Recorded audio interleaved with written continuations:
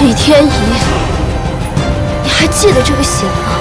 你还记得这些血从我父亲身上一滴一滴掉落的声音吗？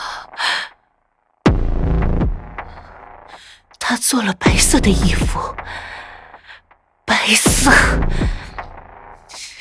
本宫不喜欢。这长公主每年生辰都会举办一场霓裳大会，与会的裁缝都只为长公主一人设计衣服。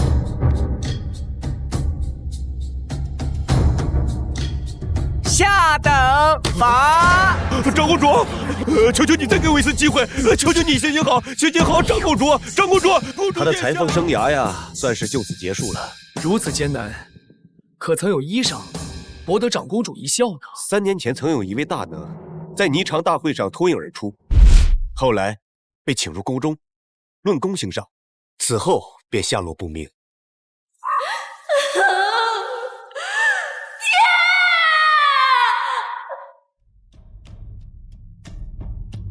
你害死了我爹。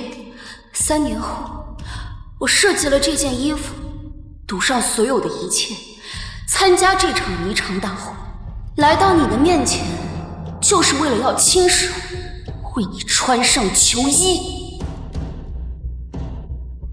哎，长公主笑了，长公主笑了，长公主笑了。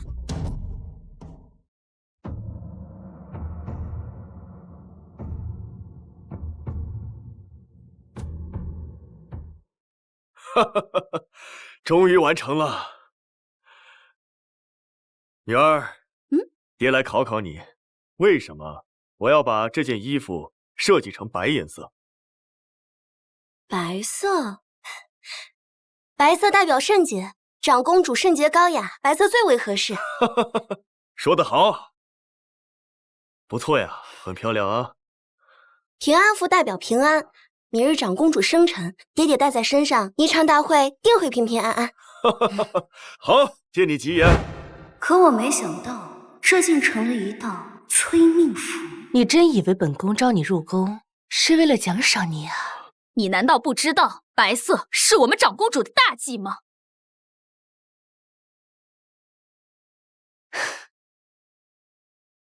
你那么喜欢白色啊？那就自己穿上吧。哼，小的知错了，小的愿意学狗叫。哇！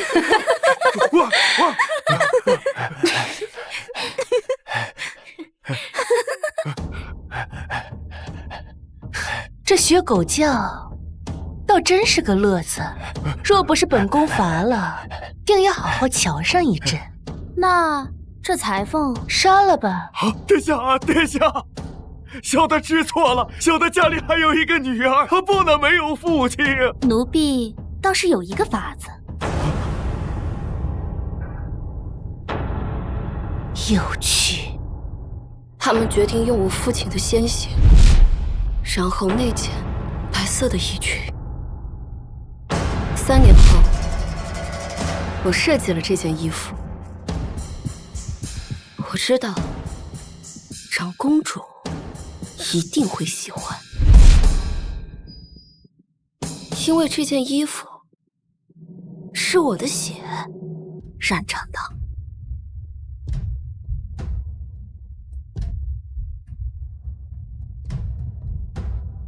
长公主，我定会亲手给你穿上去。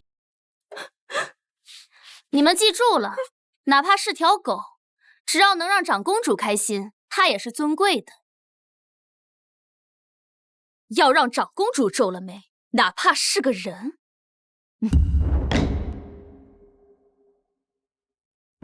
也是如同草芥。哼，不过这草芥的蜜倒是给我换来了一只玉镯子。要不是雪莲大人灵机一动，想到用这放血染红衣裙的法子，公主殿下也不会赏您。把它扔这儿吧，长公主殿下给她留了个全尸，算是她的福气。你如此才华横溢，雪莲是我最得意的。以后就把你分给她吧。奴婢定当尽心竭力，不负长公主厚望。感谢长公主殿下，给奴婢赐了条好狗，还不赶快叫2声给长公主听听？雪莲大人，奴婢与您不同，奴婢是人，不是狗。你可得知晓，做狗有做狗的好处，做人有做人的风险。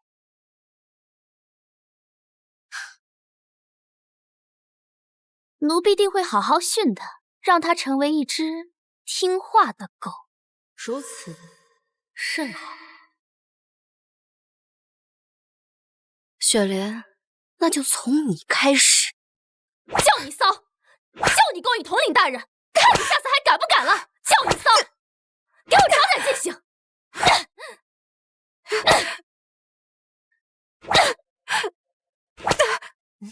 别看了，你记住了，得罪了雪莲大人就是这样的下场。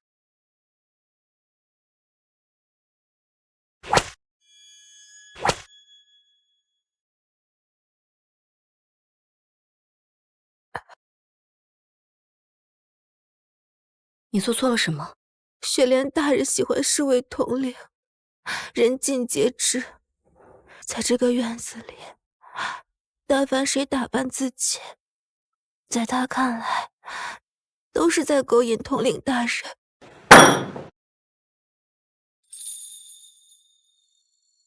你记住了，在这个院子，你千万不要打扮自己。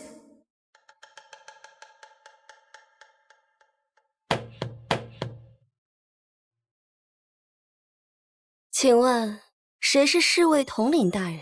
那个新来的女官竟然去敲了侍卫统领大人的门，在统领大人面前搔首弄姿了一番。统领大人现在对他那可是一见倾心。他胆子可真大，这要是被雪莲大人知道，你们说的那个贱人叫什么？原来是你这个贱人！搔首弄姿才勾引到统领大人，真的以为统领大人会看得上你？贱人！你再笑，再笑！嫉妒我吗？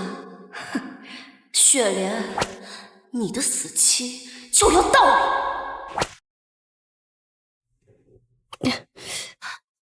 疼吗？这回你可是彻底得罪了雪莲大人，往后在这院子里可怎么办才好？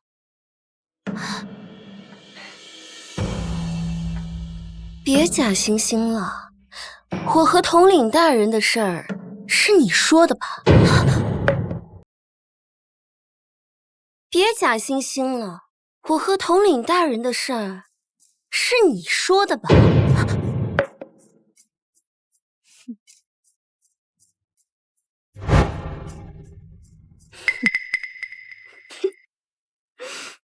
哎呀，好了，他走了，我们不用演戏了。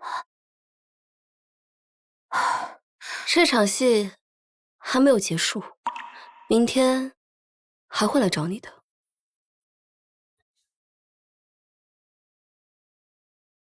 这荷包我看你绣了好几天，难道是有什么用处？不要扳倒雪莲。明天我该怎么做？你只需要将这封信交给雪莲即可。好。这信是统领大人给他的？是。这贱人，我定要让他死无葬身之地！3日后此时，你我2人在库房相会。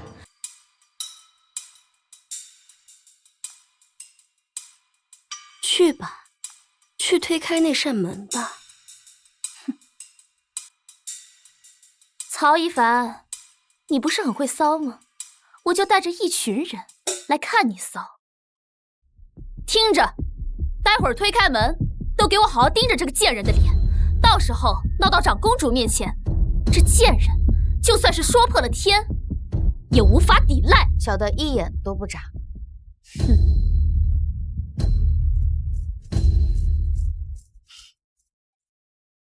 禀大人，果真有一男一女在屋内苟且。好，很好。哼，今日就是你曹一凡的死期。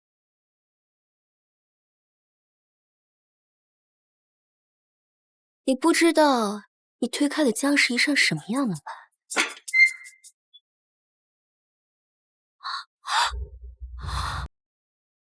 又是库房。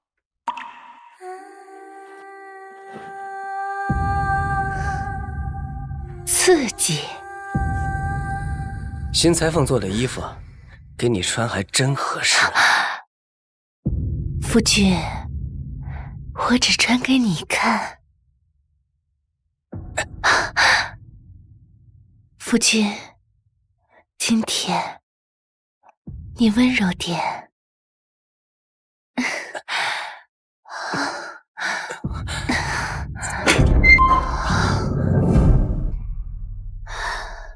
你这个贱人！你说我是贱人？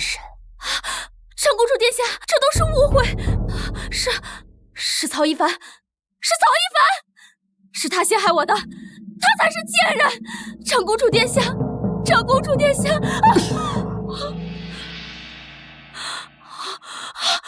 我有证据，传媒，把那封信给长公主看看，那封信。什么信？什么信？奴婢不知。你这个小贱蹄子，曹一凡那骚货到底给了你什么好处？雪莲，长公主殿下，奴婢跟了您这么多年，真的有封信，就在我枕头底下。真是主仆情深啊！那我就让你死个明白。信上讲的是曹一凡和侍卫私通的。你信我，你信我。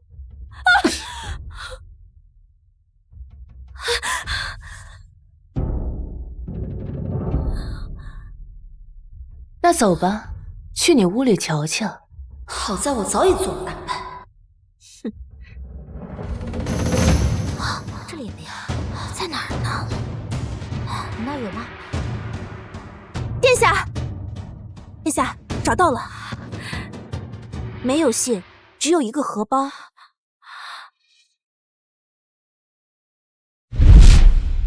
这荷包我看你绣了好几天，难道是有什么用处？大有用处。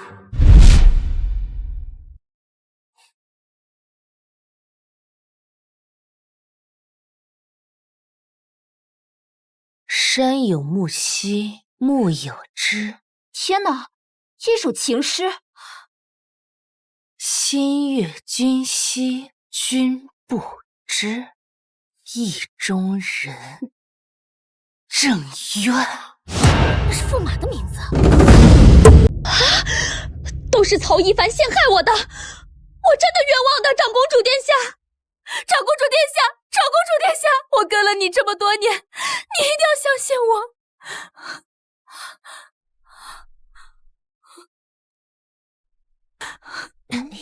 他竟然吓得，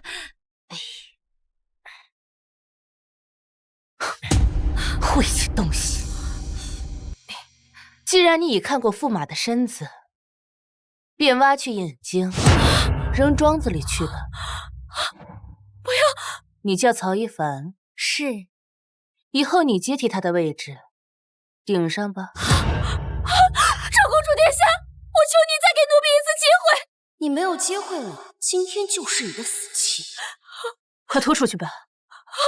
长公主殿下，长公主。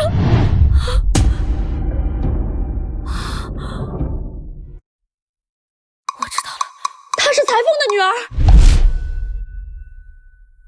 谁的家里还有一个女儿，她不能没有父亲啊！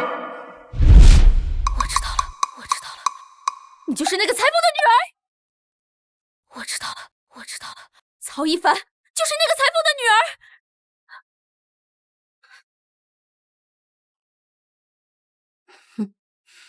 裁缝，奴婢是裁缝，自然也是裁缝的女儿。听家父所言，似是与您有过一面之缘。本宫执掌上一局，见过的裁缝没有1000，又有800，臭死了。快处理了吧。是。长公主殿下，长公主殿下，长公主爹，长公主杀人如麻，她已经不记得你了。不过这样也好，这样才能一步一步接近她。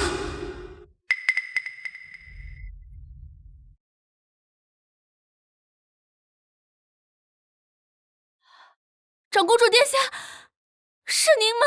长公主殿下，是我，那个裁缝的女儿。你这个贱种，总有一天你会不得好死，像你那个窝囊废父亲一样。我父亲只是一个裁缝，他做错了什么？长公主不喜欢白色，她却偏用白色，这就是她最大的过错。白色代表圣洁。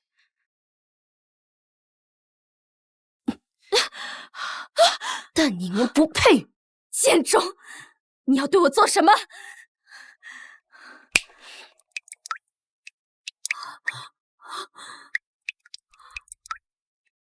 当年也放干了我父亲的血，也听这声音耳熟吗？看来我父亲饶你了。我不要！谁来救我？救救我！谁来救救我？不要过来！这草芥的命倒是给我换来了一只玉镯子。我父亲那草芥般的命，给你换来的玉镯子，还给你。不要！曹裁缝，你别来找我！杀你的人是东府，你去找他！上品入上一举。下人总管东府。不要！曹裁缝，你别来找我！杀你的人是东府，你去找他！下人总管东府。东府大人，大人，小的家里还有女儿，她不能没有父亲呐，大人。哎呦，曹裁缝，您这不是为难我呢吗？你得罪的可是长公主，我呢，不过是一个小小的总管而已嘛。小的明白。大人，这是小的全部家当。这块玉佩是我们曹家的传家宝，还请东府大人笑纳，请您在公主面前替我求求情，我美言几句。谢谢大人，谢谢大人。东府大人，您要是能救我一命，我定当涌泉相报，永远孝敬大人。求您了，大人，大人，大人。好说好说。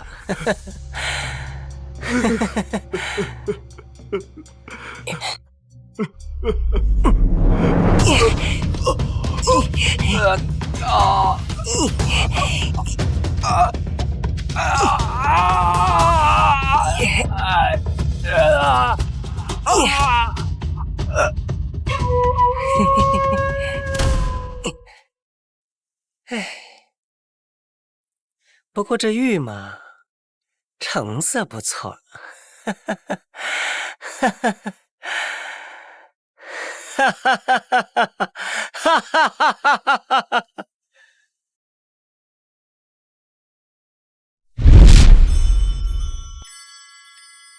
杀死你父亲的竟然是东府。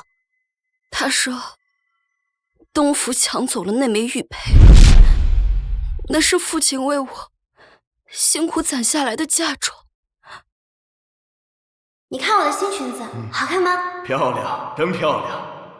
女儿啊，这是我们的传家宝，将来留着给你做嫁妆。爹，不要什么传家宝，我也不要嫁妆，我只要你一直平平安安。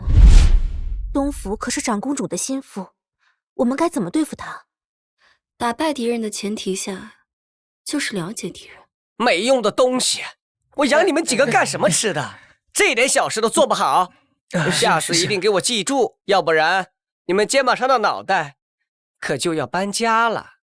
而我已经发现了他最大的秘密。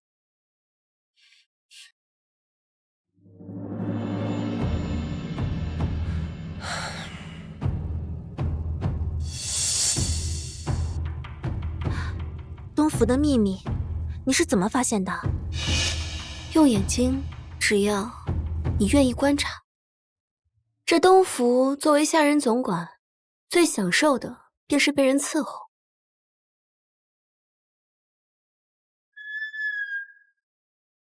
但是洗澡的时候，却不让任何人接近。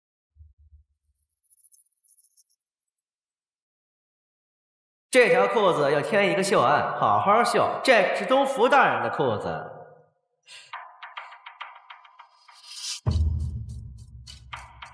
我是裁缝，一眼便知他这裤裆的褶皱不对劲。哼，东福最大的秘密便是，夫君，爹。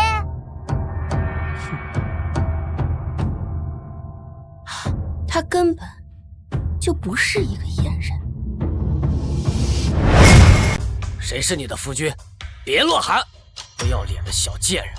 还有你这个野种！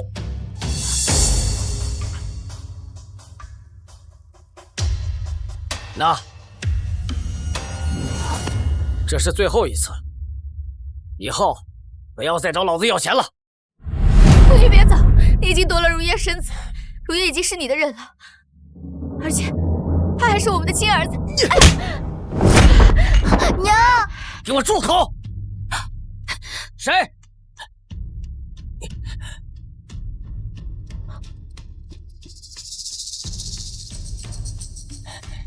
贱人！我让你喊！我让你喊！你！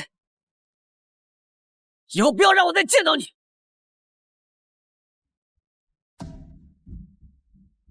妈的，贱人！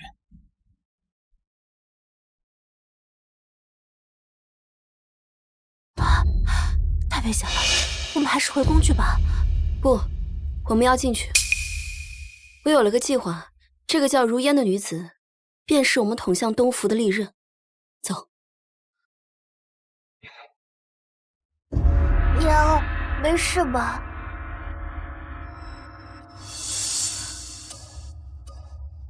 你们是谁？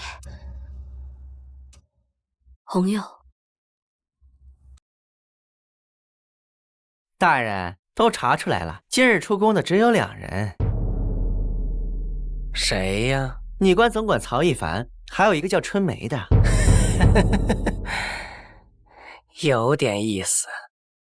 殿下，这新任女官总管曹一凡颇有些才能，近日将长公主殿下您手下的事务打理的是井井有条啊，比雪莲那条狗强多了，用着倒也趁手。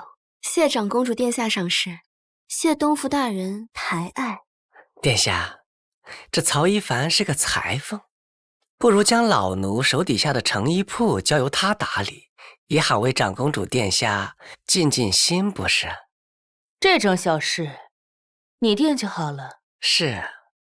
谢东府大人给小女这个机会，你可不要让我失望啊！定不负大人期待。东府手底下掌管长公主那么多铺子，他为什么偏偏给了你个最赚钱的？因为东府知道，想要一个人摔得更惨，就得让他先飞得更高。唉，就不该让他知道那天咱俩出宫的事儿。就是得让他知道，既然这成衣铺是东府给我设的局，那咱们就将计就计，送他一份大礼。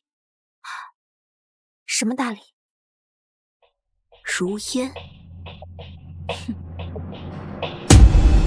东府大人都准备好了，小的已经安排人将东西放进了成衣铺。这么些年，长公主身边昙花一现的人多了去了，我东府可跟他们不一样。不知道天高地厚的丫头，敢在太岁爷头上动土。东福大人说的极是，曹一凡那个贱婢简直是不自量力。曹一凡呐，曹一凡，明日我定让你吃不了兜着走。东福啊，这成衣铺子交给曹一凡之后，你是清闲了不少啊。老奴最近是轻快了不少，倒是这曹一凡日夜操劳，将殿下的铺子打理的是有条不紊，似是比老奴还要强上好几分呢。殿下，老奴实在是惭愧呀。本宫可从未听过你如此夸赞他人。东福大人谬赞了。曹一凡做得不错。殿下，这美中不足的是铺子里面的账面儿似乎有些大问题呀。你让我做掌柜，果然如你所料，他们把假账本放进了成衣铺。东福的计划是这本假账本，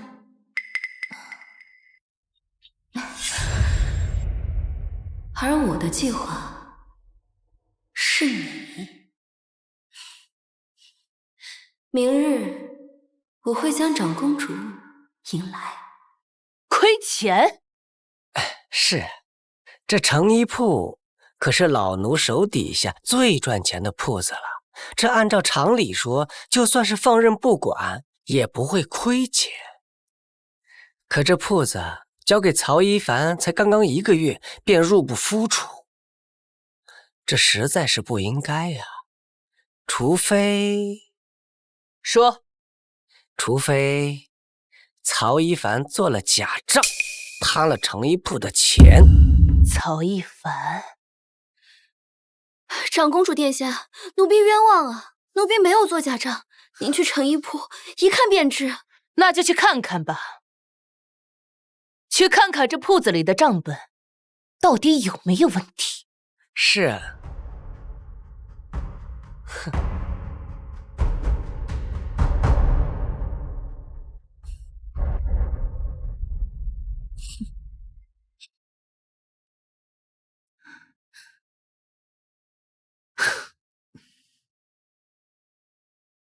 夫君，你怎么在？夫君，你怎么在这？你可瞧清楚了，这可是个阉人。民女万万不敢隐瞒长公主殿下，东福大人是不是阉人，这天底下怕是没人比民女更清楚了。东福信口雌黄，长公主殿下，一定是曹一凡，他担心自己做假账贪黄银，东窗事发，故安排这个女子无我清白啊！殿下，来人呐，还不赶紧给我拖出去，给他掌嘴！这是铺子近1个月来的盈利账目，里面每笔进出都有详细的记录。敢问东福大人，将假账本安插在铺子内是何举行？你，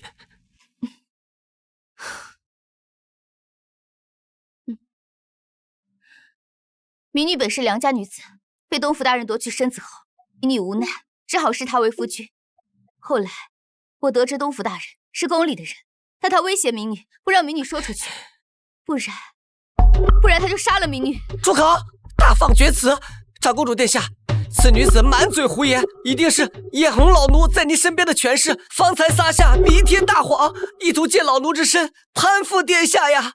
殿下，请您明鉴呀！东福是本宫身边的老人了，对其秉性也略知1二。倒是你，一个民间女子，贱如草芥，倒极有可能做出攀附权势之举。拖下去，拔了他的舌头吧。民女所言句句属实，还请殿下相信我。殿下，殿下，爹！滚开！长公主殿下，这野种老奴从未见过呀！一定是这个贱人和曹一凡买来我清白呀！殿下，为老奴做主啊！殿下，今日之事看似只与东福大人有关，实则不可小视。这若是让外人知道，您宫里面有个没有净过身的男人，此事事关您的清誉，还望殿下一探究竟啊！滴血认亲，一验便知。何必这么麻烦？来人，给我扒了他的裤子！殿下，殿下，殿下，滚开！都给我滚开！李天一，你竟敢羞辱于我！竟敢直呼本宫的名讳，张嘴！我还不能直呼你名讳，你那些脏事我可全记得。下3年9月，扒了他的舌头！我有一个簿子，停！我有一个簿子，记着你所有的脏事。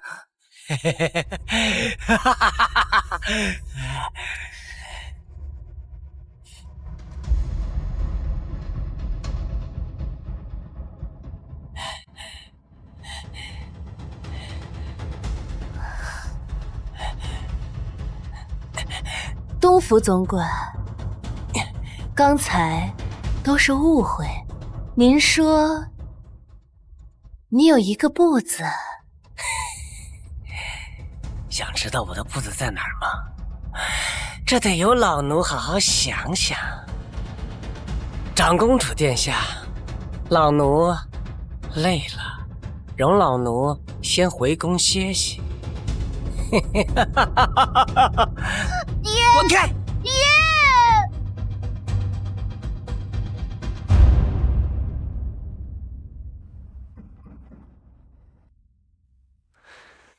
谁呀？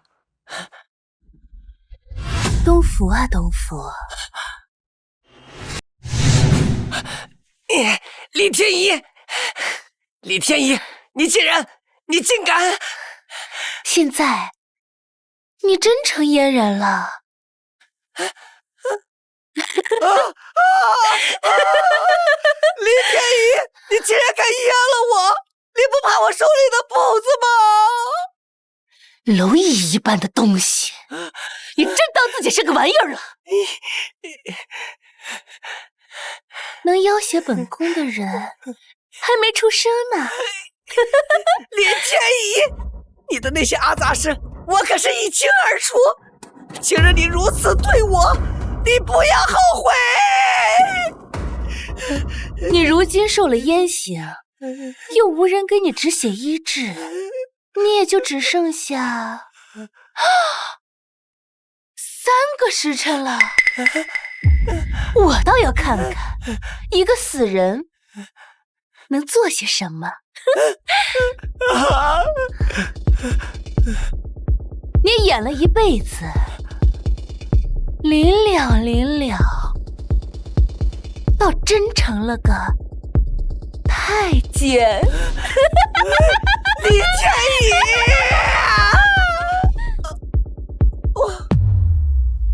东府大人，是你个贱人！你还记得吗？当年你和我父亲也是2个人，也是这个房间。东府大人，东府大人，你就饶了小子吧。还记得这个位置吗？是你亲手勒死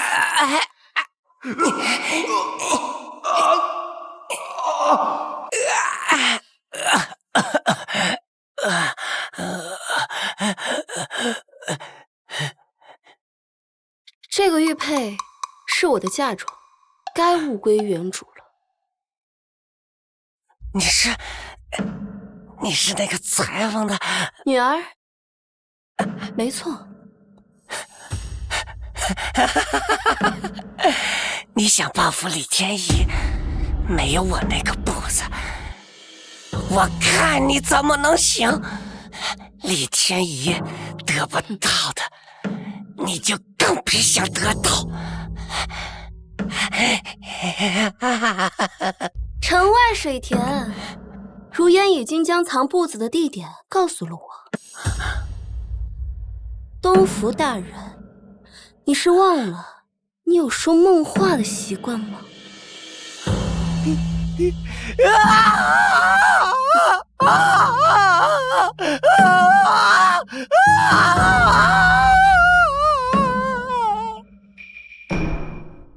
我们挖出了东府深埋的簿子，哼，里面记录了长公主的一切，还真得感谢东府这个簿子，让我知道了，原来你心里最在乎的人是驸马。放心，很快我就会让他离你而去。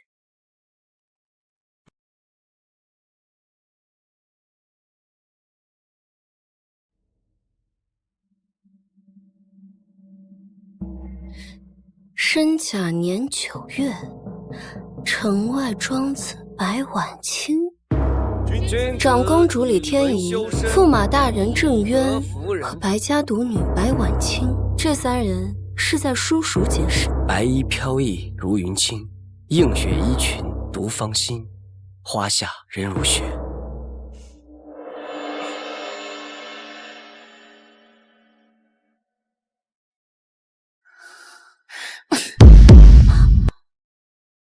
白婉清，你竟敢跟我抢男人！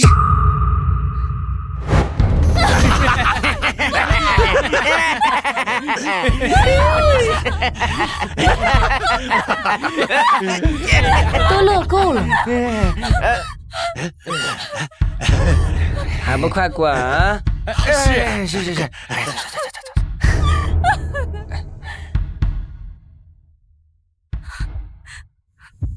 在那个雷雨夜，玷污和凌辱，竟只是白婉清噩梦的开始。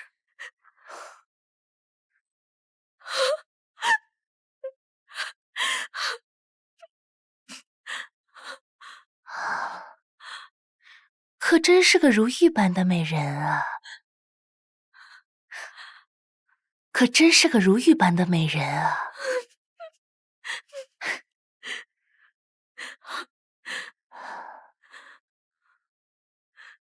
长公主用整个白家的生死要挟。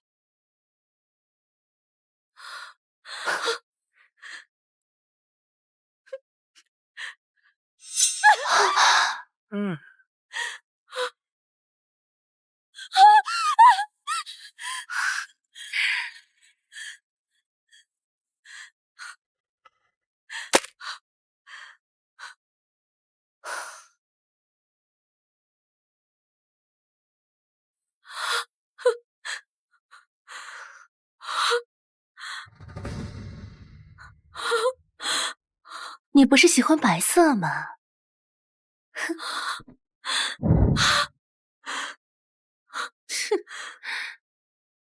能不能放过我爹娘？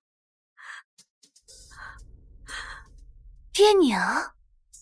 你爹娘都已经死了，白家都已经没了。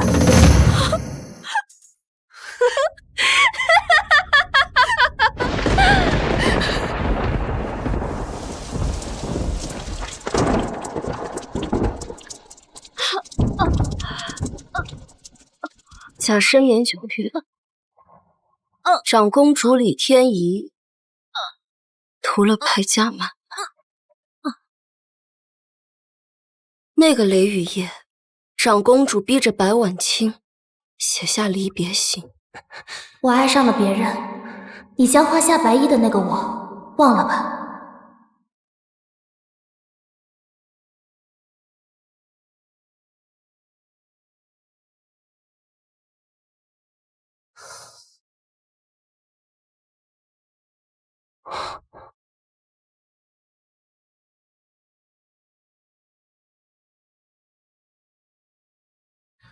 在驸马最脆弱的时候，长公主安慰了他。2人日久生情，最终长公主如愿和驸马成婚。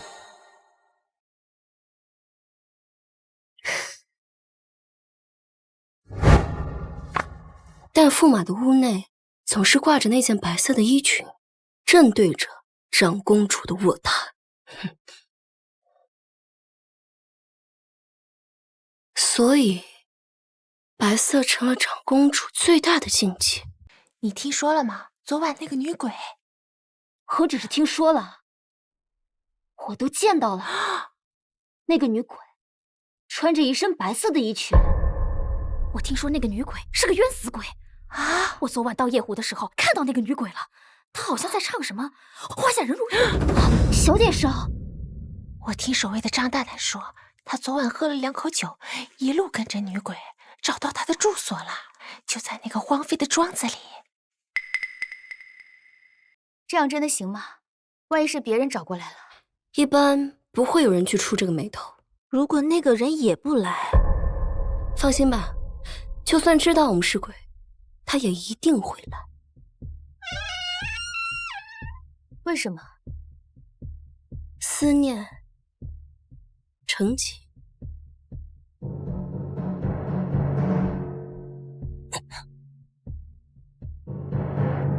白婉清，是你吗？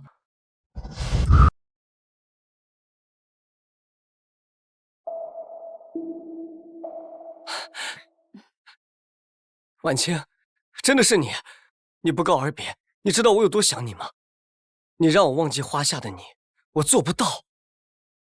驸马，自重。你是在怪我？皇命难违，加上天仪对我照顾有加，我也是迫不得已啊。但在我屋中的衣横上，我一直放着你当年在花下身着的白衣。如果当年你没有走，那就是我们喜结连理了。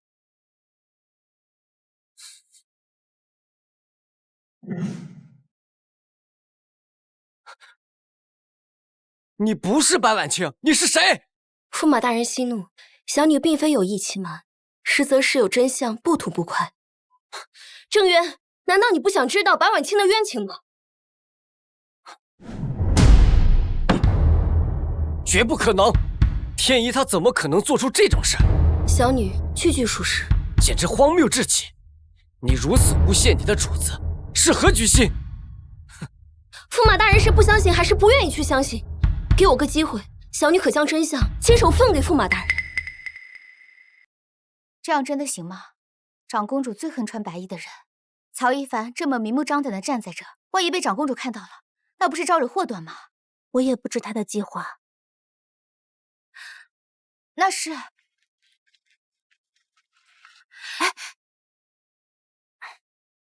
相信他。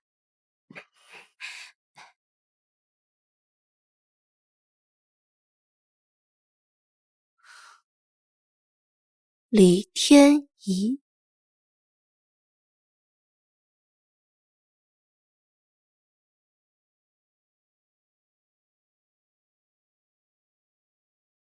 李天仪，你就是他们院子里口中说的那个女鬼？你真是阴魂不散，死了还要来找我，白婉清。长公主近几年来可曾睡得安稳啊？哼，这心仪的人就睡在自己的卧榻之侧，每日都睡得香甜。既是每晚酣睡，那想必卧榻之旁也没有什么物件能让长公主烦心了。那衣横上的白衣，想必长公主甚是喜爱。白色代表圣洁，证明我在驸马大人心中是圣洁不可玷污的存在。那衣横上的白衣，想必长公主取不下，也扔不得。你在那几个男人胯下承欢的时候，难不成也圣洁如莲花？被玩烂掉的东西，你真以为郑渊还能多看你一眼？就凭你，也想和本宫抢男人？本宫是当今圣上的长女，本宫想要什么东西得不到？为什么那个郑渊偏偏和你花前月下？得不到的就要毁掉，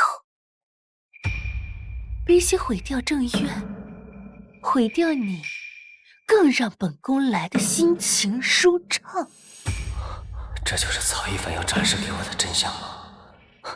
李天一，原来所有的一切都是你做的。白婉清，就算你是鬼又如何？本宫能杀得了你一次，就能杀得了第二次。白婉清，就算你是鬼又如何？本宫能杀得了你一次，就能杀得了你第二次。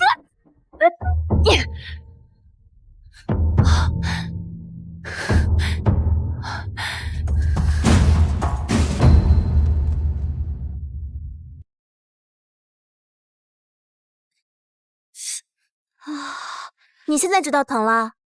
你就不怕长公主认出来你是谁？不这样铤而走险，怎么能让长公主亲自承认？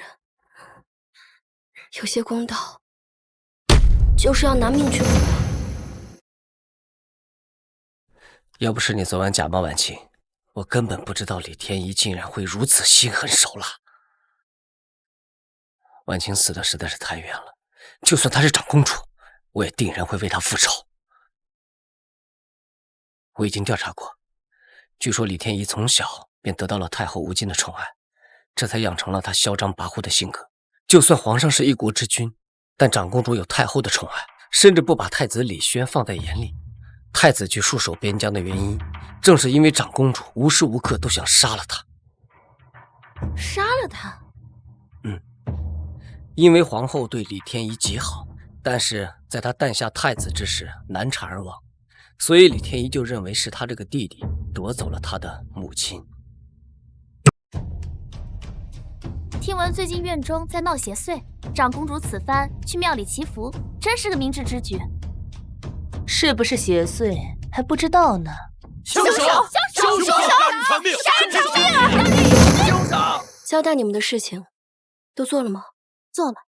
我去的茶馆，城北的戏台子。我去的天桥，承担的集市。长公主的恶行，我们都已经告诉街坊们了，瞧好戏吧。长公主殿下，既然你一直将百姓视为蝼蚁，那今天就让蝼蚁们将你拉下神坛。第一步就是要让你折辱于你瞧不起的匹夫之女。凶手！杀人偿命！长公主殿下，这民愤一起，真的没关系吗？这人呢，分3、6、9等，我们是皇室，是至高无上的存在，这些贱奴们的命不值钱，更别提他们的愤怒。我现在只想知道，这个平安符到底是谁的？凶手！为何停轿？殿下，有人当街拦轿。但是我相信有一个人一定会在意，而这个人也正是赋予你权力的那个人。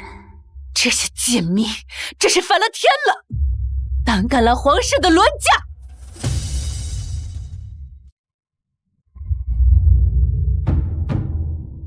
天一，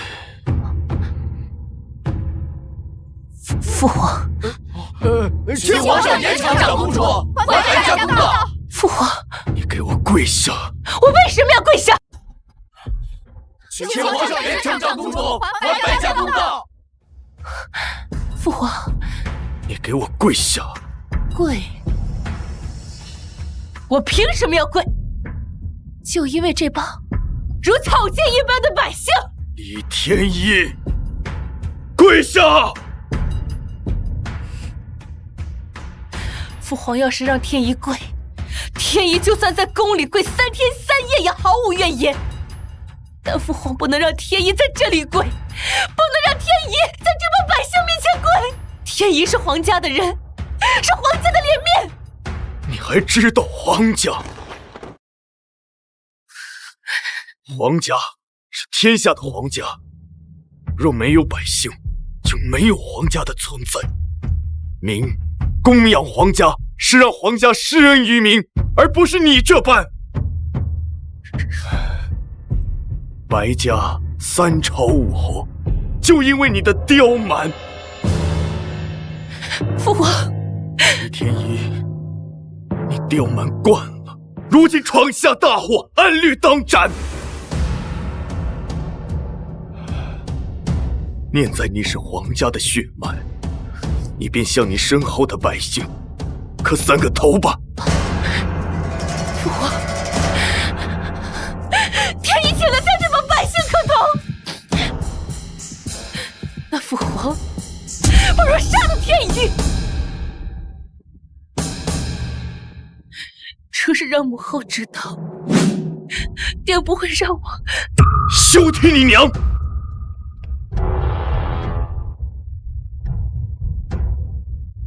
好，不提额娘。父皇想让我跪，天一跪便是。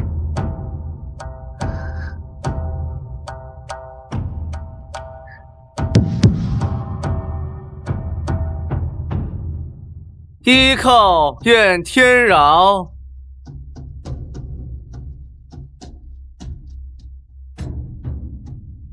二叩白家树，真是活该死了！真的是凶手杀人偿命的。三叩万民亮。是那些行长必该听着上看。记住，一旦李天一对谁起了杀心，他就会不达目的而不罢休。真是恶那些没害，遭报应了吧？活该！曹一凡，原来是你，你死定了！这是我给你准备的东西，钱虽然不多，但你先用着。你们这是要我干嘛呀？逃跑啊！你怎么还有闲心喝茶？现在外面没人，正是好时机，你再不走就来不及了。好啦，你们别担心了，我不用跑。你是不是傻？皇上当着众人的面做出生气的样子，那是为了平民愤，接下来肯定是要找你算账的。你再不走就会人头落地的。天下之大，莫非王土。有些事情呢，逃是解决不了问题的。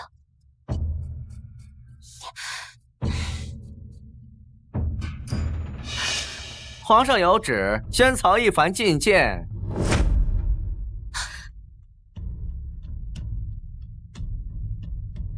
奴婢曹一凡参见皇上。你就是霓裳大会上天意选中的裁缝？奴婢不才，得长公主赏识。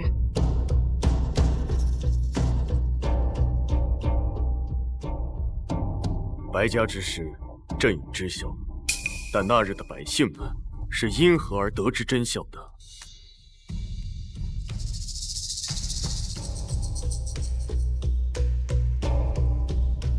你叫曹一凡，曹青云指你以血染衣，霓裳大会上拔得头筹来到天仪身边，你是来复仇的。皇上既已知晓，奴婢甘愿受罚。来人，赐座。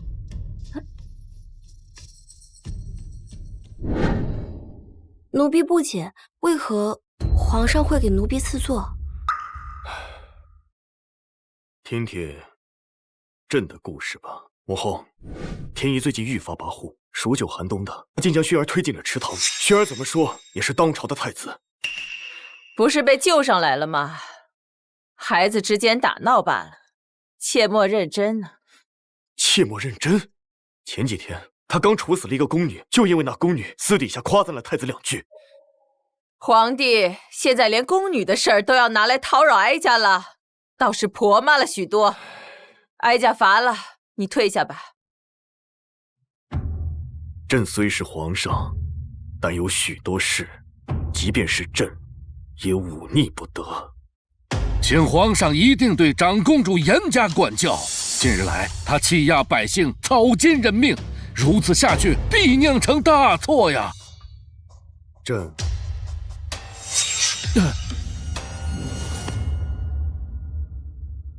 孙大人，你好大的胆子！孙大人，你好大的胆子！皇家之事也是你妄加议论的，不忠不敬！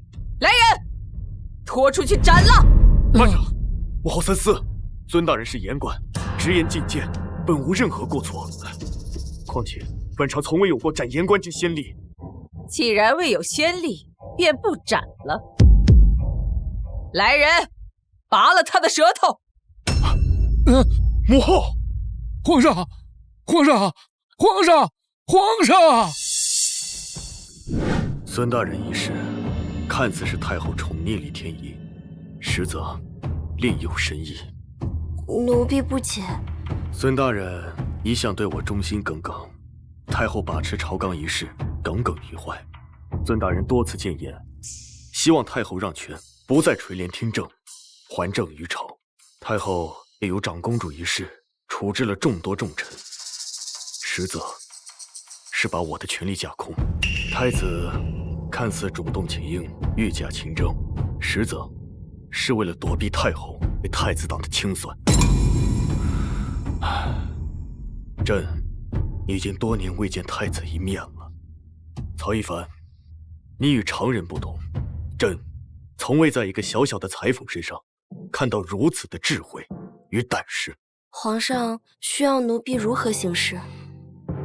朕有个计划，你扶儿过来。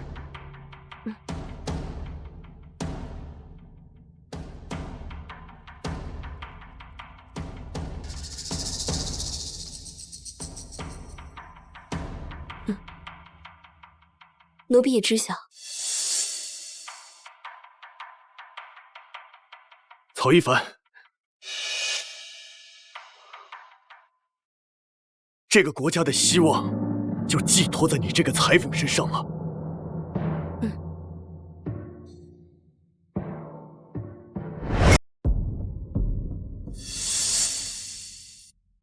天哪，好帅！京城什么时候有了这号人物？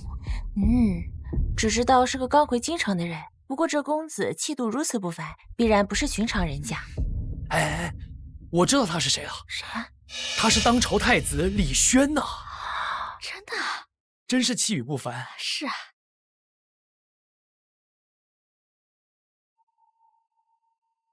太子殿下，那些百姓没有跟来了。我进这城一步，避避风头，正好置办些新的衣物。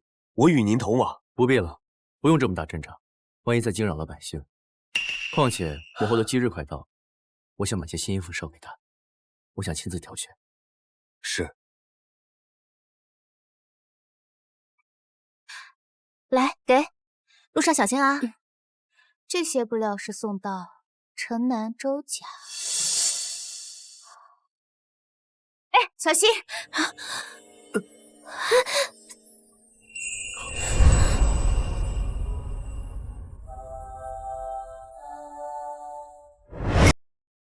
哎，小心！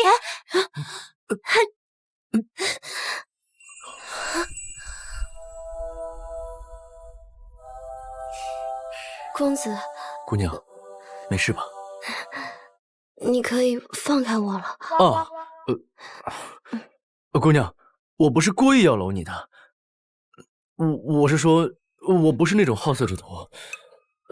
姑娘貌美如花，但是我……公子无碍，我的不……我改天一定向姑娘赔罪。公子打烊了。打烊了。公子今日看了一天布料，可有心仪的呀？啊？哦，布料啊，这些布料甚好。公子，他今日不在，明日上午，明日准在。谢姑娘告知。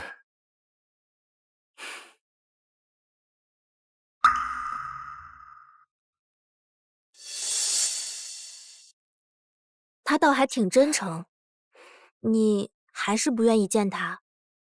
不见。我知道你。好了，你就别劝我了。儿女情长之事，实在不是我能考虑的。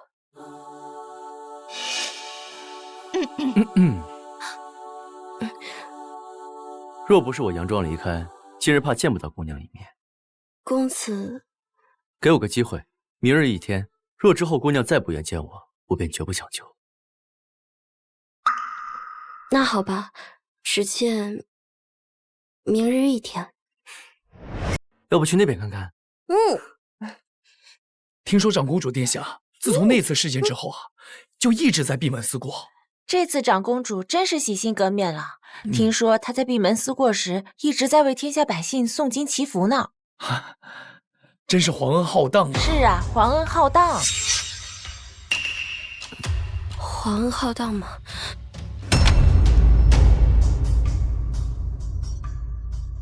他为何听到皇家之事有如此大的反应？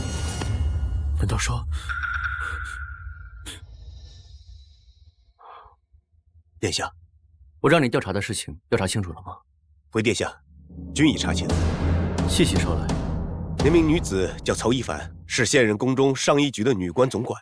半年前在霓裳大会上拔得头筹，入宫后在前任总管雪莲手下做事，正巧赶上雪莲犯错，得到了长公主的赏识，坐上了现在的位置。后来又从东府手中接手了成衣铺，继而与东府总管产生了些嫌隙，之后又赶上东府下落不明，便坐稳了这成衣铺的东家。这么说来，自打他进宫以来，先是李天怡身边的红人雪莲，再是心腹东府，都正巧发生了意外。看来这一切的矛头都指向了我的好姐姐李天怡。怎么样？昨日的约会，快说来听听。哪有什么约会啊？大仇未报，皇上的吩咐也还没完成，哪有时间去管这些儿女情长之事？对了，那天皇上宣你入宫，回来之后茶饭不思，眉头紧锁，皇上到底让你做什么？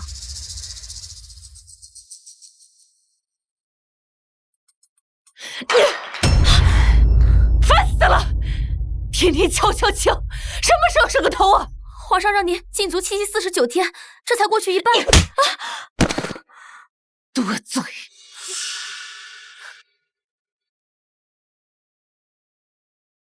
曹一凡这个贱人，最近在干什么？扳倒李天怡。你准备怎么做？我这几日细细思谋了一下，想要扳倒李天怡，就得让他犯下滔天大祸。什么滔天大祸？当众杀人。什么？她竟然进宫灭圣了！她一个贱如草芥的女人，父皇召她进宫，能有何事？等我禁足结束，待她闯下滔天大祸，我定让她死无葬身之地。我定为她亲手穿上囚衣。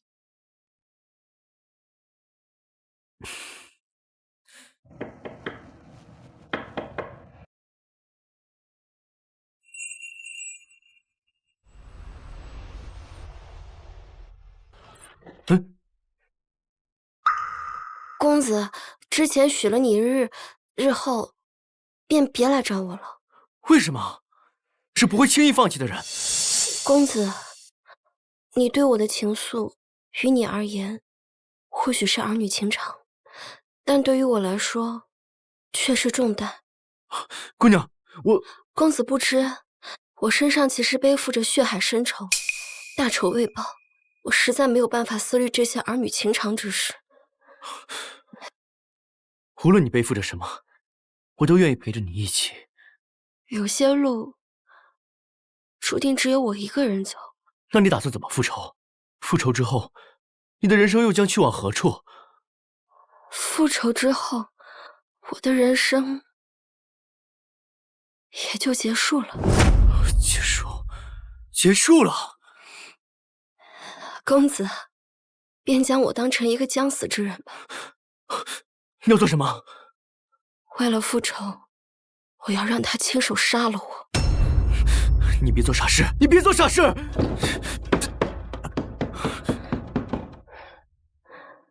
明日子时3刻，我会让他亲手杀了我。公子，忘了我吧。爹，女儿不孝，没有办法再继续活在这世上了。李天一深受太后宠爱，若不是犯下滔天大错，女儿实在没有办法将他拉入深渊。女儿知道李天一对我已有杀心，所以女儿只能拿命相搏。若是他当众刺死了我，便是太后也没有办法再保下他的罪孽。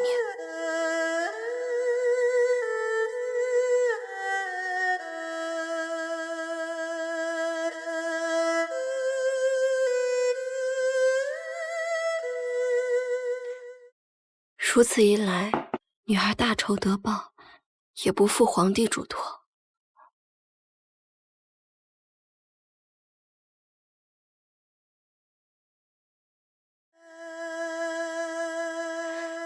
是时候该为这个国家量体裁衣了。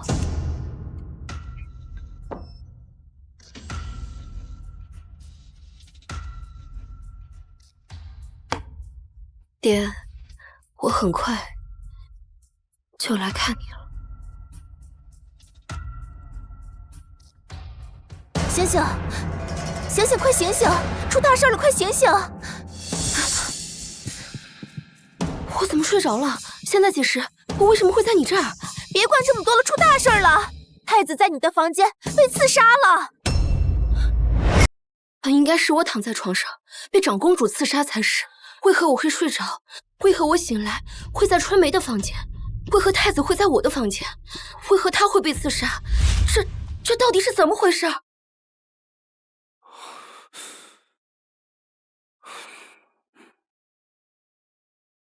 给我查清楚，明日子时3刻，他的计划是什么？是，殿下。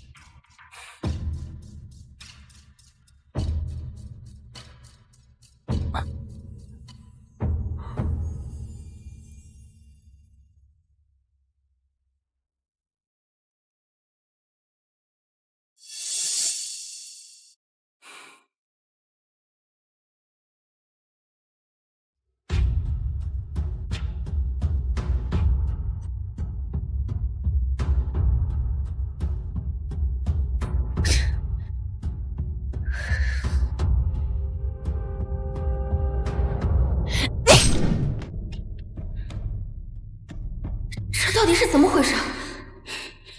我要杀了你！你竟然把白家那些陈芝麻烂谷子的破事都翻出来！你竟然让本宫下跪！你竟然让本宫给那些贱民下跪！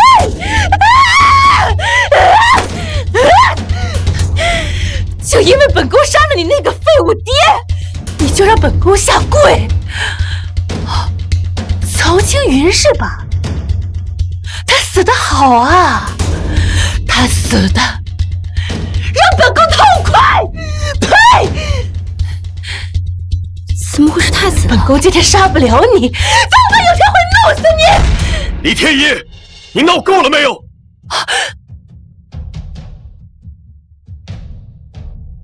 你刁蛮跋扈，任性妄为。朕本以为上次白家之事已能让你清醒几分。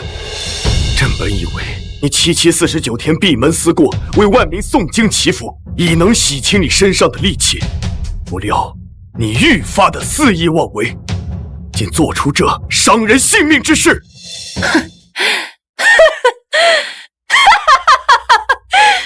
父皇不用管天一了，反正自从母后死后，你就没有真正的正眼瞧过天一。在这个世上，只有母后和太后。少提太后！要不是太后宠着你，惯着你，令你恃宠而骄，岂会养成你如今这般狠戾凶残的模样？岂能令你犯下手持利刃刺杀胞弟的恶行。当朝太子竟被你一斗！厉天一啊，厉天一，你任性妄为，仗着太后对你的偏袒！太后驾到！哀家怎么偏袒了？母后，此事怎么惊扰到母后了？这宫中打打杀杀，喊天喊地，哀家再不来，岂不是捅破天去？太后，你可算来了，你快救救天一！还不撒开你的爪子！放开！我的小天一，可怜了。太后，他们都欺负天一，天一就只有您了。母后，天一今天意欲行凶，手持利刃刺杀当朝太子，死了吗？没死，但是既然没死，便是无碍。皇帝这般大动干戈，闹得鸡犬不宁，大呼小叫的，实在是有失天子威仪。疼了吧？母后，今天之事违背纲常伦理，更是意欲杀人夺人性命。朕认为天一应当被严加管教，严惩不贷。又冲动，事情的原委还尚未查出，便这般咄咄逼人，别再吓坏了我的小公主啊！是你干的吗？是你干的吗？不是，那不就得了？瞧这是闹的，竟是一场误会。是他刺杀的太子，是他刺杀的太子。他是谁？太后，此人名叫曹一凡，是天一身边的女官。这个房间便是他的居所，但他不怀好意，对天一不尊不敬，藐视皇家。天一早就察觉出他是个祸患，但终究还是晚了一步，没能从他的刀下救出太子。这房间是他的。皇帝，这太子为何半夜三更不在自己的寝宫，而是出现在了一个奴婢的闺房？这定是曹一凡的奸计。哦，奸计。太后，这个贱奴在天一身边做女官时，天一就发现他总是有那种不三不四的心思。天一现在回想起来，他还私自去见御前侍卫，意图私通。还愣着干嘛？拿下！太后，冤枉了！太后，冤枉！你觊觎皇家权势已久，此番定是勾引太子不成？恼羞成怒，故我而行凶，血口喷人，你有什么证据？证据？这一屋子人都是证人。长公说的是，我们全部都看见了。听到了没有？证人俱在，你还有何话要说？你们再说一遍，是不是都瞧见？不是，我们没瞧见。不是，我们没瞧见。没瞧见？这二人是？回太后，一个是曹一凡身边的女官，一个是他铺子的掌柜。没瞧见，没瞧见。天一，顶撞主子，该打。你瞧没瞧见？没瞧见。来人，掌嘴，打到他们不敢扯谎为止。哼！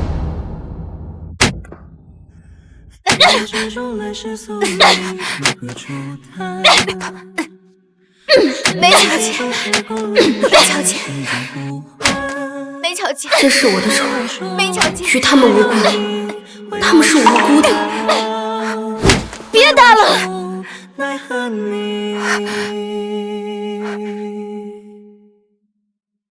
是我。哦，是你什么？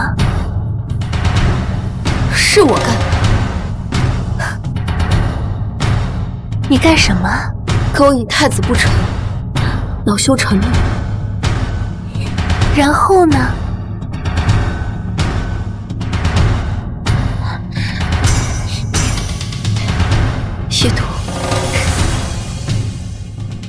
意图刺杀，没做过的事，为什么承认？太子殿下，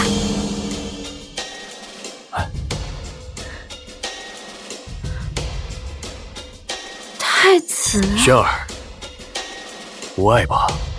区区小伤，无碍。父皇，儿臣征战沙场多年，不说勇武过人，体质还是强健的。无碍便好，无碍便好。轩儿，你为何半夜3更出现在一个下贱的女使闺房里？是不是他对你行勾栏之举？差点叫我轩儿。太后，孩儿无事。无事便好。皇帝，这曹一凡将勾栏之举带入宫内，还意图刺杀我们的轩儿，应当严惩才是。我何时说过有勾栏之举？父皇，并非是曹一凡蛊惑儿臣，实则是……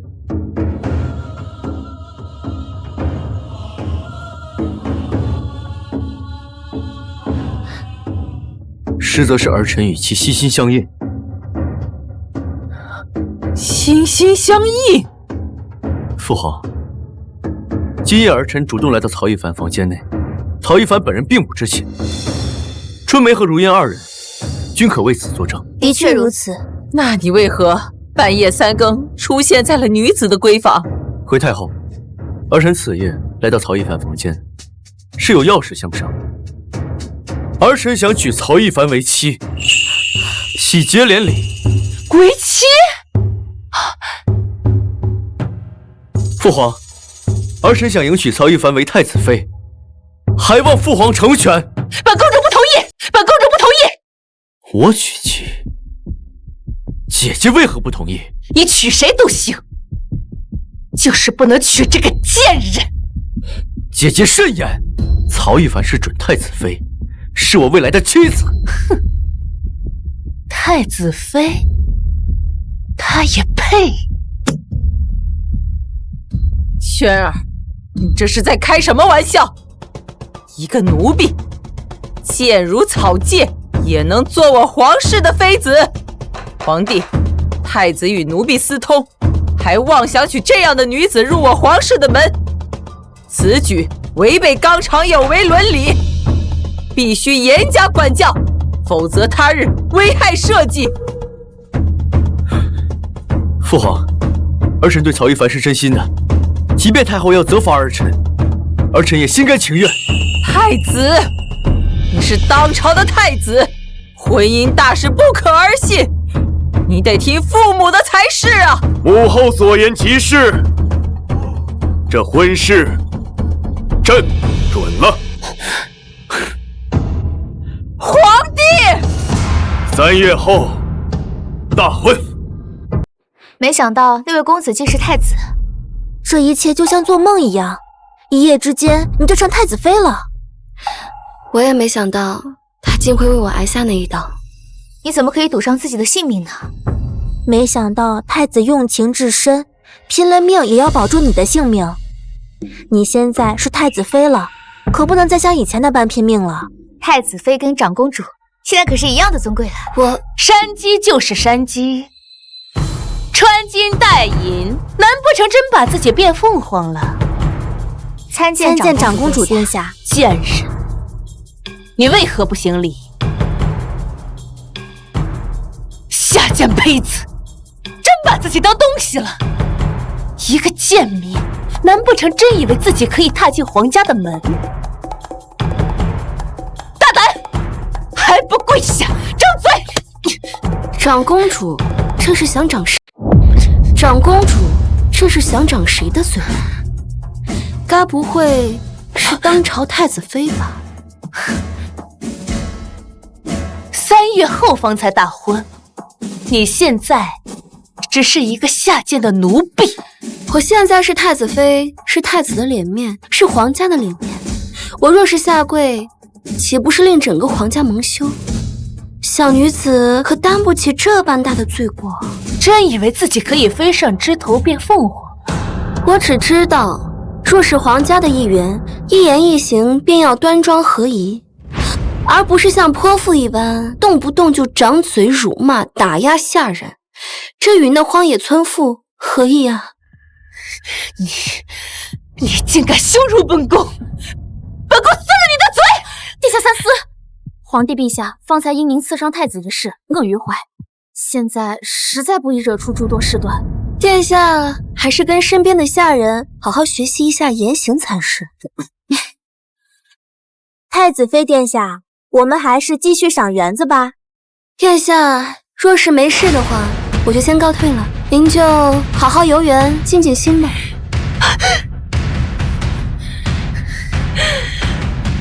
本宫再不要弄死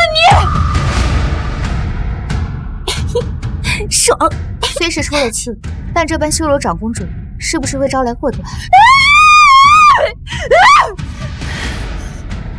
无碍，他没有几天好日子可以过，我有了一个新的计划。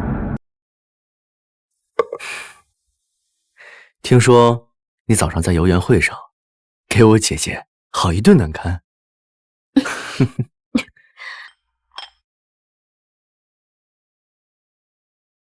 我喜欢。你喜欢什么？这样的你，现在的你，快意恩仇，有气就撒在别人身上，一改之前隐忍的模样。过去的我只是一个奴婢，如果不忍气吞声的话，在上衣局那个吃人的地方很难活下去，更别说恢复报仇了。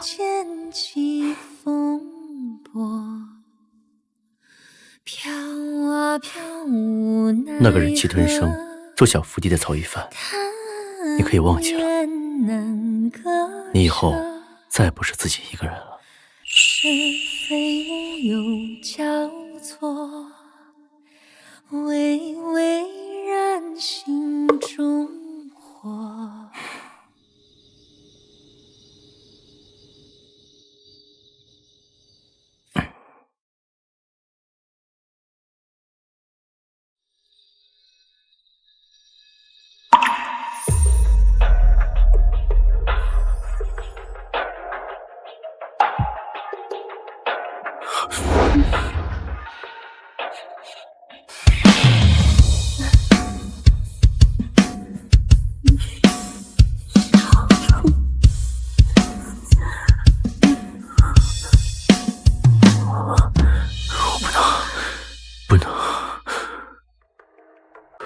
我绝对不能这么做。不能？为什么？你不是喜欢我吗？我对你的感情天地可见，但是我还没有给你一个名分，这实在不是君子之道。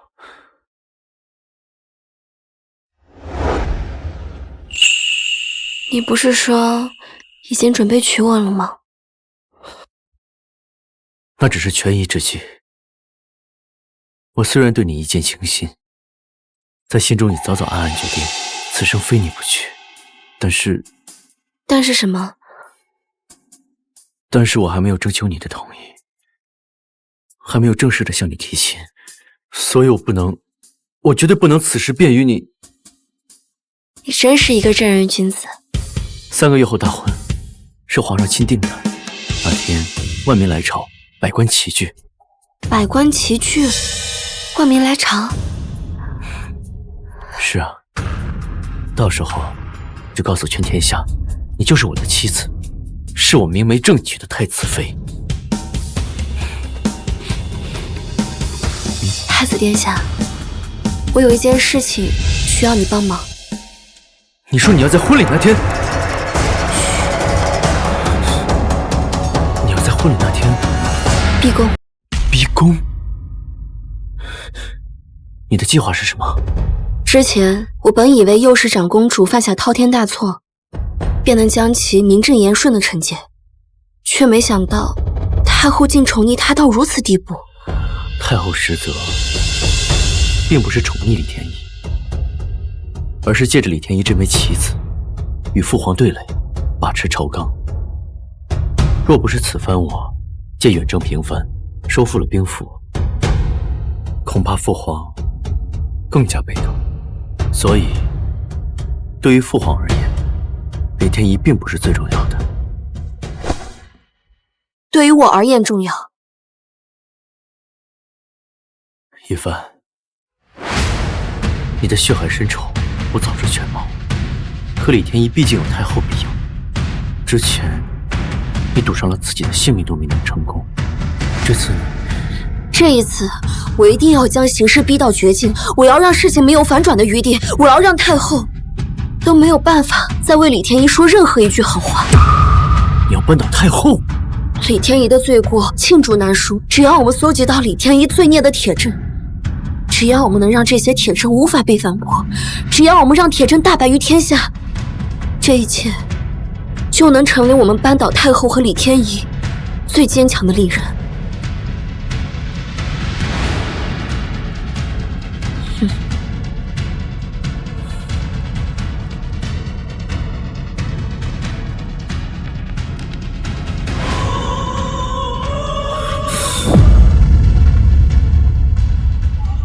爹，我知道，这场婚礼本来可以让我过上一种幸福的生活，但是大仇未报，我又如何能贪恋这样的幸福？请原谅我自作主张，做出了在婚礼上逼宫的决定。爹，这一次我一定会成功，这一次我一定要让李天一付出应有的代价，因为这一次有千千万万个我一起团结起来。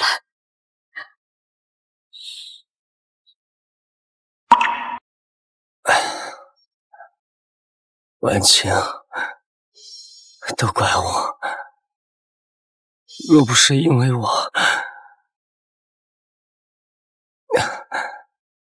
都怪我呀，婉清。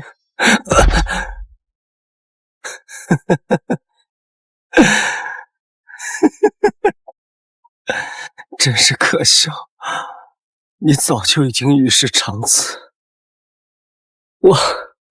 我竟然还以为你是不告而别而怨恨过你，我还与杀害你的凶手同床共枕，结为夫妻。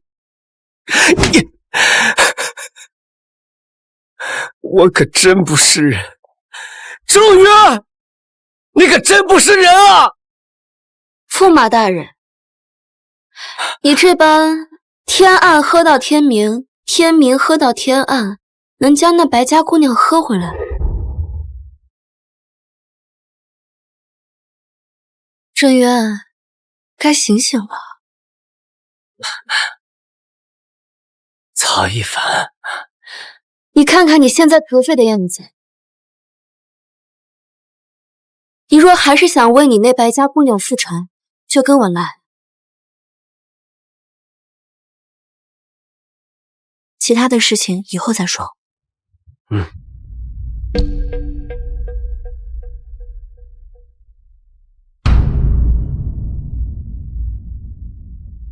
曹一凡，谢谢你。回禀长公主殿下，驸马大人昨夜又去买醉了，清晨才归，现在正在屋内酣睡呢。就为了白家那个贱人，他都已经这么久没有搭理过我了，我真不知道白家那个狐妹子好在哪儿。本宫和他相比，他的身份如此普通，怎么能与长公主相比呢？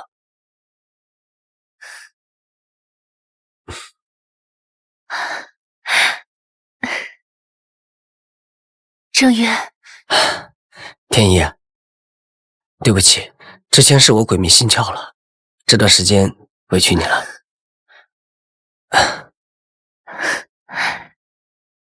夫君，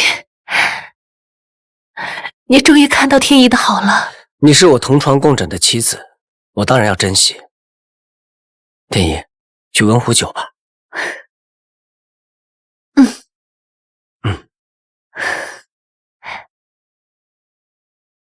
婉清，你等着。我很快就能为你复仇。你想通过扳倒李天一，从而扳倒太后？没错。难，实在是太难了。我知道白婉清的死亡真相之后，也不是没有想过为她复仇，但是面对被太后保护的李天一，我实在是没有办法。我有办法啊，靠这个。这是？这里面记录着李天一满满的罪状。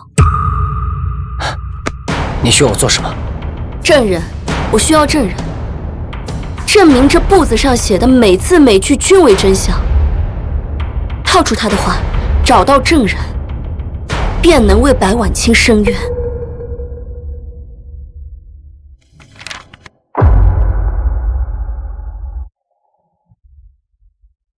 多亏了中午将李天一实现灌醉，这才套出了他的话，找到了这里。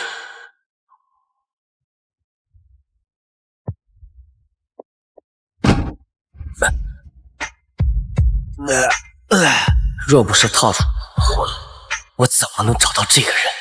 谁呀？咋这么不长眼呢？你看见大爷我在睡觉吗？当年强奸婉清的人就是你吧？当年强奸婉清的人就是你吧？谁？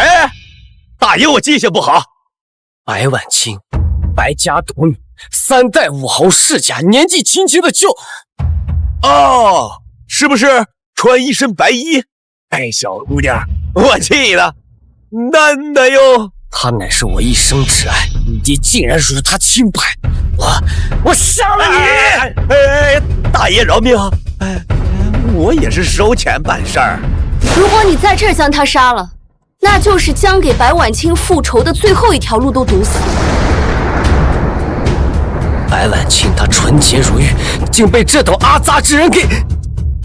那个送你钱的人，你还记得长什么模样吗？小的记得，还记得，那是个女子，一看就是宫里的贵人。小的一辈子都没有见过那样的。那若是你在人群中指认，你还认得出吗？小的当时也是收钱办事儿，被猪油蒙了心。小的错了，小的知错了，还请两位留小的这条贱命。我不杀你，我请你喝喜酒。明日便是你我大婚的日子。这段时间，谢谢你了。你我之间不必言谢。明日之后，你就能大仇得报。虽然明日闭宫一事，我二人不能拜堂成亲，但我李轩很幸运，能见到你穿嫁衣的样子。我也从未想过，自己终有一天会穿上那件嫁衣。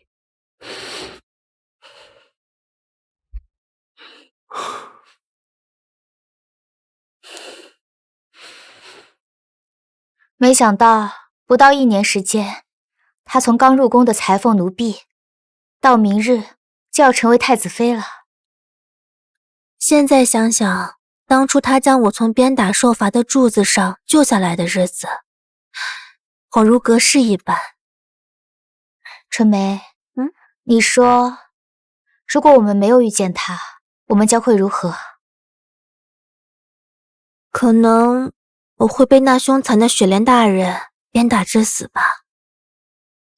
我也估计会被那东府摧残，最终上吊自尽吧。你说他明日就要大婚了，我们是不是应该给他送一件礼物，也好聊表心意？好呀，我本就是上衣局的女官，对裁缝营是略知一二，而你又是成衣铺的掌柜，裁缝技艺更是在我之上。你是说我们连夜赶制一套嫁衣出来，庆贺新婚？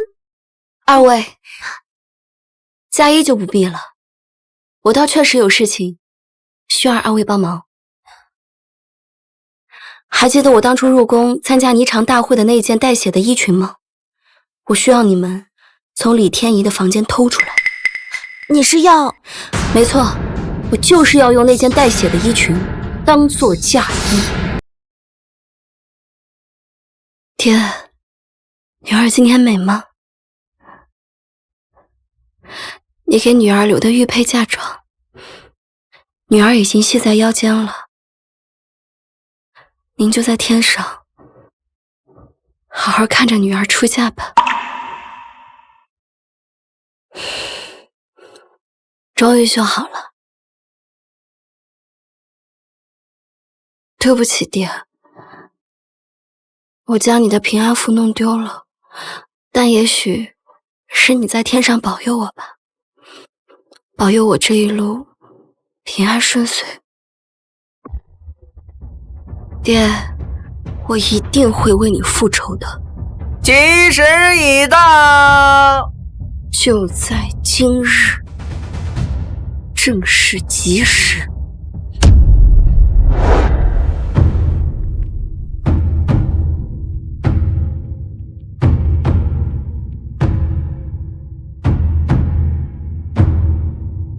一拜天地。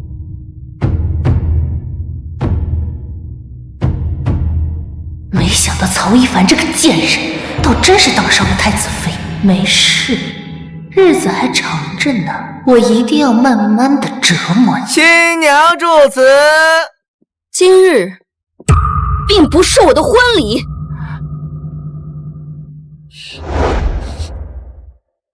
今日是我父亲曹青云的忌日，我要状告杀害我父亲的凶手当朝长公主，皇帝陛下的长女李天宜。曹一凡，长公主李天宜刁蛮跋扈，屠戮百姓，累累罪行，罄竹难书。哀家今天这是要看一出大戏呀！曹家姑娘，今天是你大婚的日子，你这般喊打喊杀，可是触了眉头。我说了，今日并不是我的婚礼，今日是圣上指婚，你说不结便不结。曹家姑娘，你这可是抗旨，你想好了？以民女之身状告长公主，以卵击石，民女早已知晓。你状告天宜，杀害你父亲，可有证据？证据在此。白纸上瞎划了几笔，这也叫做证据？曹一凡，你一介民女，太子看上你是你的福气，哀家劝你要惜福。民女只是想将冤屈一诉，太后这般阻挠，莫不是想包庇长公主？你当真要这般不管不顾吗？曹一凡，这泼天的荣华富贵就在你前面等着你呢，你要舍弃这一切，拉天宜下水吗？我要的从来就不是这荣华富贵，我要的一直都是公道。公道，皇家就是公道。母后，母后，万民观礼，百官来朝，母后母仪天下，可不能失了尊仪。皇帝，儿臣认为该听听这曹家姑娘一言。曹一凡，你状告长公主一事，朕准了。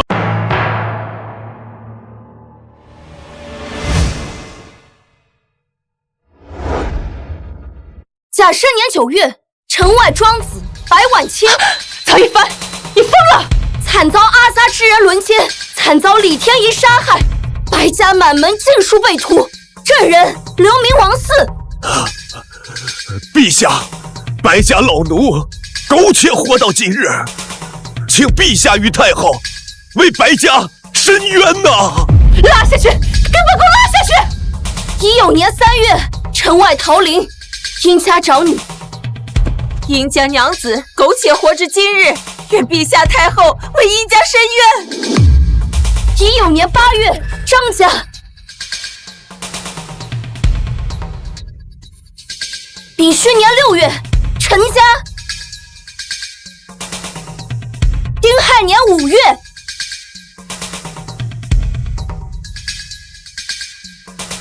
戊子年3月，乙丑年7月。拉下去，都拉下去！辛卯年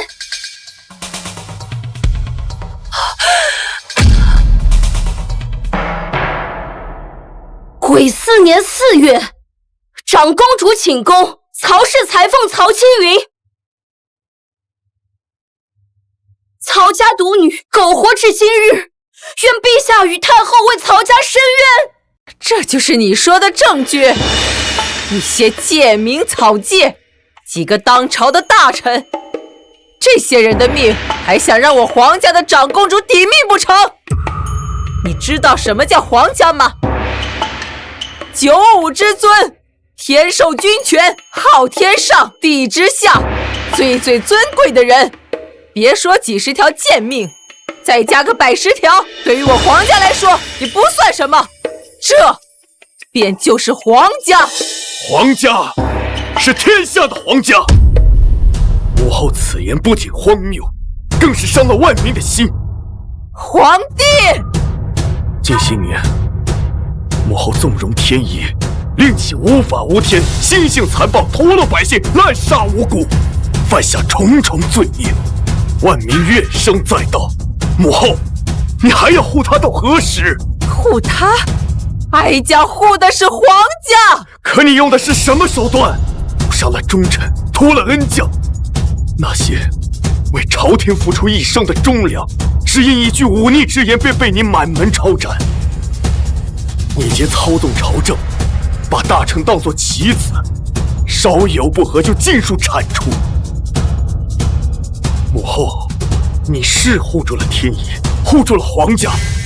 母后如此，令朕如何护得了天下？哀家，母后，你独断专行，玉玺东战。朕为了收复兵符，只得让轩儿远赴边疆征战沙场。他可是朕的亲儿子呀！天仪就不是你的亲女儿了吗？是，有女如此，朕做父亲的难辞其咎，首当其冲。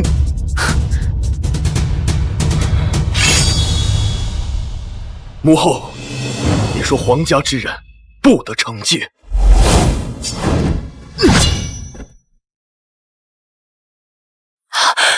如今，朕以发代首，以表严惩长公主李天一的决心。皇帝，你这是在要挟哀家？朕不是想要要挟母后，朕是替天下人搏一个光明的未来。请母后交出玉玺，还政于朝。请太后交出玉玺，还政于朝。请太后交出玉玺，还政于朝。忤逆！你们这是忤逆啊！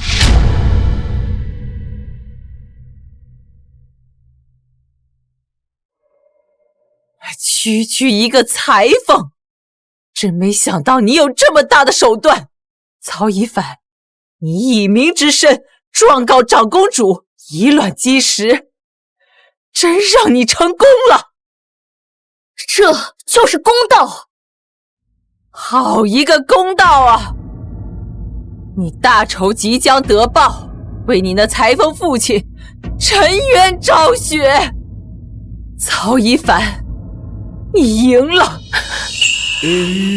是哀家输了。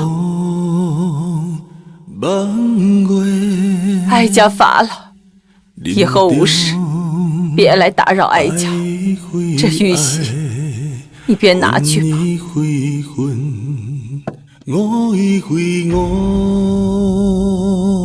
太后，太后，你不要天仪了吗？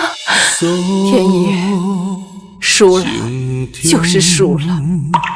心海汹涌，断情路。婚礼天仪绝不会输。曹一凡，李天仪。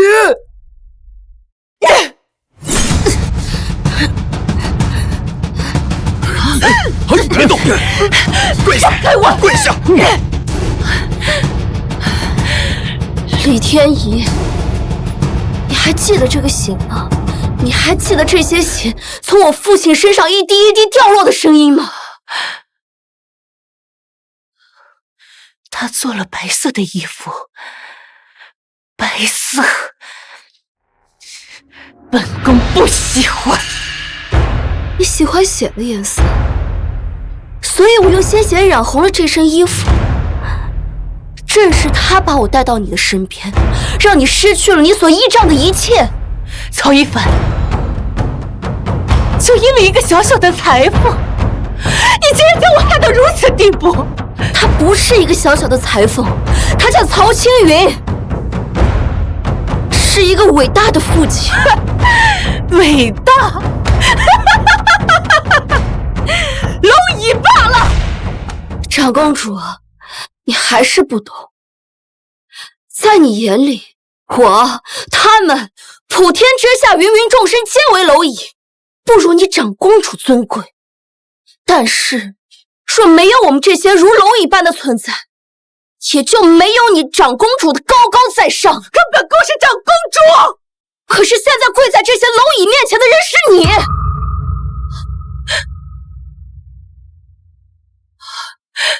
一叩怨天饶，二叩冤魂术，三叩万民粮。长公主李天仪嚣张跋扈，不戮百姓，滔滔罪孽，罄竹难书，发配至西域为阶下囚，终身不得返京。钦此。丢他！坏人，我改了，报应都是报应，快滚！打死你，砸死你！你来干什么？我都这样了，你还要来羞辱我吗？我是来送你最后一程。谁能想到，我竟然被一个小小的裁缝……我是你的裁缝，并且为你做了最后一件衣服，可惜了，这是你最讨厌的白色，白色圣洁，但你不配。太子殿下，请原谅我的不告而别。这么多年，我总觉得自己一直处在黑暗中，而与你相逢的那一日，你就像一缕阳光，照进我的生活。但是这阳光太过炙热了，习惯处在黑暗中的我，总觉得这不是属于我的光。太子殿下，再见了。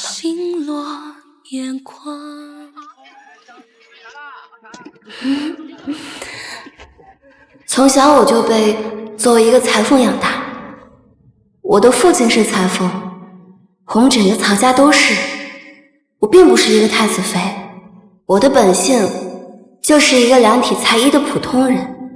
我一直相信，作为一名女子，我们本不应该被深锁宫中，而是应该像鸟儿一样翱翔于天地之间。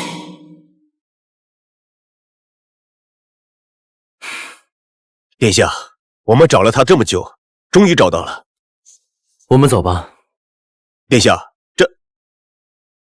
它是一只属于天地间的鸟。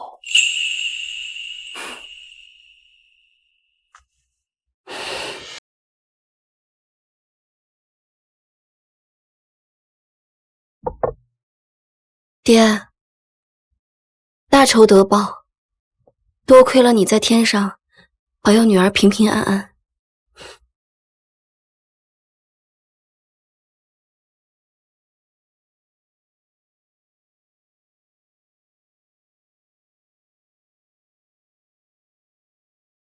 这是女儿新绣的平安符，爹，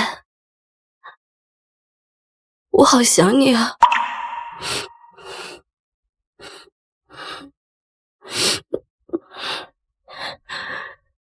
曹氏裁缝铺重新开张了，真希望你也能看见。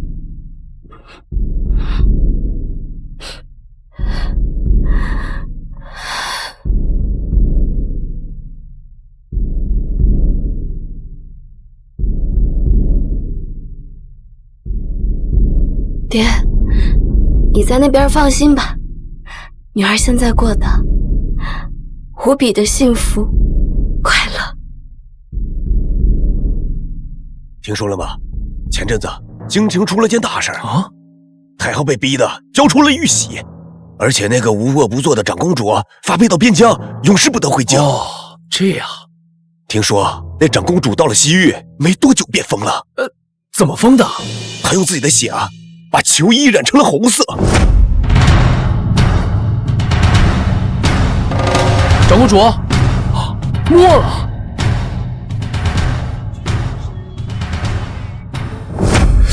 什么人能令万民逼宫，令太后退朝，还将长公主给逼成了疯子？这才是最神奇的。听说是一个小小的裁缝啊！裁缝？这你吹牛吧？怎么可能？我骗你干嘛？千真万确，真的是一个小小的裁缝干的。